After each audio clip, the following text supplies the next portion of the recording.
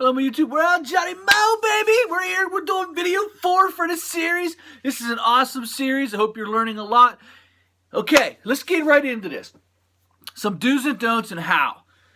So, let's say you need to know how to plow snow. You've never plowed snow, but you got a snow plow in front of your truck. You've got a couple small commercials, and you're like, man, I don't even know how to do this. There's some things that I did. What I did is I took a friend of mine who was a good snow plower, and I had him come along with me and teach me how to snow plow. You're like, Johnny, yeah. And sometimes what I would do, I'd sit in an adjacent parking lot and watch another person snow plow a lot. Pick up some tricks that way. Johnny, you're darn right, baby. It's Johnny Mo time, baby. You just sat up there. Yeah, that's a good idea. I'm going to do that too. You'll eventually catch on, but when you first start, some things that you want to do is map out the lot while it's dry out, while there's nothing in the lot, because when it's snow on it, you don't know what's where. You want to make sure there's no pipe sticking up, there's no huge cracks where it can jam your plow down. You want to go over there and you want to see, okay, where am I putting the snow? The majority of this snow, where am I going to put snow at? Okay, I'm going to put it in that corner. So how do I start the lot? Okay, so I'm going to take this snow, push it that way. Basically, the ideal thing would be to split a lot in half, put half over there, half over there. You right up the middle, left, come back right, left, right, easy. But the truth of the matter is most lots are going to be difficult. So mapping out a lot, knowing what you're going to do when you get into that lot, making sure there's nothing in the way that's going to really hinder you. Like say a curb right in the middle of the lot and you can't see it because the snow's all piled up. This is stuff you gotta look, because you'd be going along, boom, and all of a sudden your truck goes all over the place. You ruined the front plow and A-frame's busted, and you've got $5,000 and just stuff like that. So really, what I try to do is when I get a lot, I go in, I'll drive through it with my truck, and I'm looking around. Okay, I'm going to stack the snow over there. Now, what happens when we get too much snow and you got to put it in a couple different places? You need to have contingency plans. You got to make sure, take the top off that pile, push that pile back a little bit. Make sure you got a big snow month, and they're predicting a lot of snow in a month. Places that are busy need every parking space they can possibly get. So you need to stack snow different places and make sure the snow's pushed back out of the way so they're not losing one little space. So those are some things that I suggest to do. As far as salting, you're basically just turning it on after it's calibrated. Make sure that it's nice and spread even. I like to spread a little bit more salt in the entrances. And the reason why I like to do that, because when cars come in with their wet tires, they pick the salt up and they take it into the parking space. I do like to do that a little bit. Little Johnny Mo sink, baby. You got a little sink right there. Other than that, it's just basically watching other people do it. Literally, I would sit in a lot and I would watch someone plow the lot. I'd go to lots to see where the snow plow was packed up. Some other hints: never plow uphill because it melts downhill. If you can avoid it, always try to keep the snow melted when it's going to melt. That way the piles don't melt downhill and you constantly have to come back and salt. You're constantly causing an unsafe atmosphere. It gets old really quick. Now, some people who just want to charge the mess out of accounts, what they'll do is they'll come in and they'll offer a really cheap price, like $30 cheaper than you. You could be at $60, they'll be, at $35. And what they'll do is they'll push the snow uphill, and as it melts downhill, they'll keep coming and salting it, salting it, salting it. That's just a little trick of the trade. I don't believe in it. I always try to keep the snow away from hills. I try to push it downhill to wherever you need to be.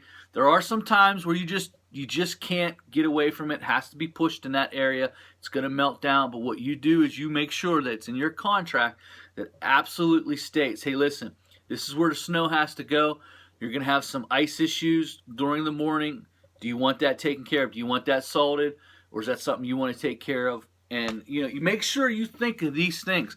You start packing up snow somewhere and it melts downhill. Every morning from the night before, when that snow melts, it's going to keep that parking lot wet. Every morning before the sun melts it, there's going to be a sheet of ice on that parking lot. So it's going to have to be salted. Just some things for you to look at. Basically, you just put snow plowing is really easy, especially when we're talking about like what I like. I like wings on my plow that are scooped in, that are automatically scooped in. I don't want to have a plow that has, you got to push this button to get that wing to come out. You got to push this button to get that wing to come out. And then you got to push them out to get this way. You want to make it easy. I have a little joystick. It's a little thumb joystick. It's really quick. It's real easy. Up, down, side, side. Really easy stuff. And that's what I like, is easy. Especially when you're considering, you usually sometimes in a plow truck you have gloves on. And so if you got a controller that has thumb imprints for the, up, down, side to side, well, sometimes your thumb, because your glove is a little thicker than what the button is on the plow. So what happens when you hit it, you end up hitting two things. And all of a sudden that thumb now hits the one wing. So that's why I like a little joystick. It's my favorite. Up, down, side, side. Nothing fancy. Wings that are curved. I like scooped. Things. My wings curve in just a little bit. It helps keep stuff in front of the blade. Makes the blade longer. Very easy to use. Very simplistic, guys. I'm a very simplistic. I'm sure if I sat there with a Western wideout real quick, I could get used to it. But there's always those times where you sit there and you're playing like, oh wait, was that wing out? Well, was that wing in? I don't even know. Then you're hitting buttons twice and you're playing around. I don't like to play around. I like to get in and get out and get going. It's scraped a lot. Let's get some salt down. Let's move on to the next lot. I don't have time to play with little push buttons. So just to review, go in before snow falls. Mark out everything there needs to be marked out. Decide where you're going to push the snow. Decide on how you're going to clean out the entrances. Oftentimes what I'll do is I'll make the first pass into the entrance of the building. And I'll come in that first pass and I'll push it where I want to push it. I'll clean a lot. Then I'll turn around. I'll back drag the entrance out. What happens is a lot, if you're in a busy street, it's too hard to back the truck up and keep coming into the entrance. So what I'll do is I'll back drag, go out to the entranceway, back drag it, pull it back, come up, back drag it, pull it back, and then turn the truck around and push that snow somewhere else. That way I can continually use the truck instead of waiting for traffic to go back and forth for me to go all the way back out and then come all the way back in. Now, if you're not on a busy roadway or you're doing it real early in the morning, no big deal. Usually, snowfall will happen during the day. And you have to really be alert during the day because cars are everywhere and they just don't care about a snow plowing truck or anything like that. So there's some tips. Best thing I can tell you to do is if you have a friend who plows, maybe he can come with you, give you some tips as you're doing it. Next tip is to get in there and just really look where you want to put that snow at. Another thing is, the blade. Knowing how much the front of that blade can handle. The worst thing to me is when you're going on a long strip from, say we started here, we're going all the way, moving to the left. We start from right to left. We're pushing the snow down and into the corner over there. Know how much the inches that it can handle in front of that blade, because if you go and it has a lot of spill off on that other end, well, you got to back the truck up, go get that spill off.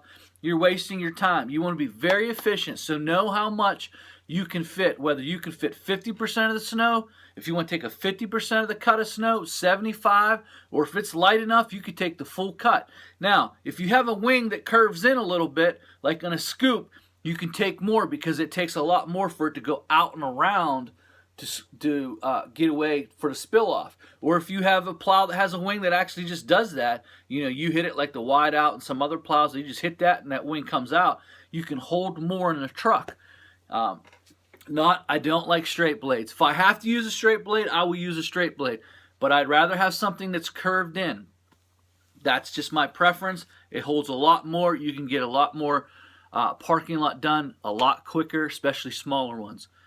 That's about all I have for this segment. It's just really, teaching you the easiest way to do things. Making sure that before you even get to a snowstorm, where the snow stuff's going, where stuff's at. Making sure that there's not like a water main thing up or a sewer tap thing or or anything that could stick up out of the parking lot that would cause that blade to fall over and smack back and just hammer you in the truck. You want to avoid that. Last summer, I didn't know what happened, but here during the week before a snowstorm, they had a sewer line issue. So they fixed the sewer line issue, and I hadn't been on the property since. So when I come back, it was all snow plowed. And what happened was it was just gravel. It was parking lot. Then they dug a trench and they filled it up with gravel and was letting it settle. Well, here it settled and it left about that much of a lip. So when my plow came over, it went down. It went down so hard because I was, once you know where everything's at, you're just moving, boom, boom. I was actually traveling way too fast, parking lot, but I was running a little behind. Came in, and boom, it hit so hard, my headlights just flew out of the front of the plow, like literally busted the whole. It cost me like $700 to get new headlights and a new A-frame up there because it just flew right off the truck, man. I've never hit something that hard. When it hit that sewer line, dig out, it went boom, boom. It hit when my truck came back. I flew back into the back window and everything. I never hit anything that hard. But these are some things that happen when you're snowplowing, man. And you got to make sure that you know what's going on in your lot. So when you're going along, you don't, smack some stuff. Some other things I like to do before a big snow plowing storm. I like to go out, raise the plow up, right, left, down. Make sure everything's working. Take a look at those lines. Make sure they're not leaking. Worst thing you can do is be ready for a snowstorm. You get out there, and your truck hasn't been used in a couple weeks, and you go to raise the blade, and boom, a line breaks right on you right there. And all of a sudden, you're scrambling around to get a line, put back on, and all that craziness. Hopefully you'll have a second plow truck. I've been very fortunate. I've been this long. I have two plow trucks, so it doesn't take that long to switch over. Obviously, if you have two trucks, the most ideal situation would be to have the same exact setup so there's no learning curve or anything like that. I particularly don't. I bought my first plow truck. I had a plow truck. I bought my first truck. It was an 04 Silverado 2500 HD Silverado. I put a what was it? I put a Snow Dog HD on it. Not HD, but EX on it. Snow Dog EX on it. Good plow. Used it for a while. Then I bought a truck with a plow already on it. It had a Snowway on it. And so I put wings on the Snowway, and I absolutely love the wings. I don't have wings for the older plow because I just don't use it a lot. I've only used that plow twice last year and had to put a new cutting blade on it.